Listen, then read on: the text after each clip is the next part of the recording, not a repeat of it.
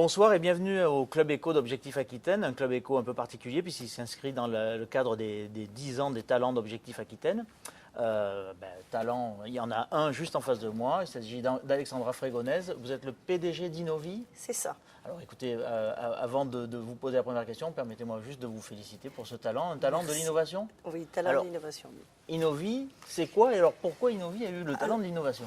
Alors, Innovi, déjà comme son nom l'indique, c'était le centre. L'innovation est dans son nom. Ça, c'est dans l'ADN du groupe. C'est-à-dire que c'est l'innovation dans les sciences du vivant. Notre métier, ce sont les épithéliums, c'est-à-dire la partie superficielle du corps humain, celle qui est destinée à rentrer en contact avec le monde extérieur. Donc, il y a des épithéliums secs et humides. En épithélium sec, on trouve la peau et les cheveux.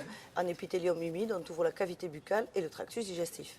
Dans ce domaine, ça, c'est un peu notre terrain de jeu. Dans ce domaine, notre spécialité, c'est l'innovation. Et les spécificités du groupe, c'est les innovations de rupture. L'aventure, elle a commencé quand? Elle a commencé il y a 17 ans, dans une partie de mon habitation principale. Déjà à l'ERAC, parce que vous êtes à l'ERAC. Là, on est à l'ERAC, le groupe est à l'ERAC, mais au départ, j'ai déposé mon premier brevet, j'avais l'âge de 23 ans, et j'étais dans une partie de mon habitation principale, c'est-à-dire dans ma cuisine, où j'ai fait mes premiers mélanges. À l'époque, on qualifierait d'extemporané, parce qu'on ne pouvait pas encore parler de formulation. De formulation, non, c'était pas encore ça. C'était du bricolage au départ. Voilà, on peut dire ça comme ça. Mais en fait, vous êtes... il se trouve que c'est une de vos particularités, vous êtes totalement autodidacte.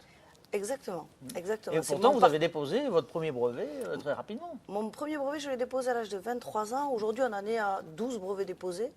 Et véritablement, le seul moteur, ça a été la passion, évidemment. La passion et l'endurance, ça a été les deux moteurs de l'histoire d'Innovi. C'est quoi? C'est justement une des spécificités d'Innovi par rapport à la concurrence, parce qu'il y a forcément une concurrence. C'est le fait d'être en perpétuelle innovation, en perpétuel mouvement. Alors ça, bien évidemment que pour nous, c'est d'ailleurs pour être tout à fait honnête, il y a une citation, j'aime beaucoup les citations, donc il y en a beaucoup dans l'entreprise. Et dans un endroit particulier de l'entreprise, il y a une citation d'Einstein qui dit « La vie, c'est comme la bicyclette, il faut avancer pour ne pas perdre l'équilibre ». Et là, c'est exactement ça. C'est-à-dire qu'on innove bien évidemment en permanence. On croit qu'il faut creuser des puits avant d'avoir soif. C'est-à-dire qu'il faut anticiper. Et c'est véritablement ce qu'on fait au quotidien, de façon transversale, avec des personnes qui, aujourd'hui, il y a beaucoup de scientifiques dans le groupe Innovi, mais avec une vision transversale, de façon à ce qu'on puisse voir les choses de façon la plus large possible. Vous avez commencé toute seule? Toute seule. Vous êtes combien maintenant? 28. Pour un chiffre d'affaires de? Alors aujourd'hui, c'est un chiffre d'affaires de 2 millions d'euros qui va doubler sur 2014. Comment vous l'expliquez ça?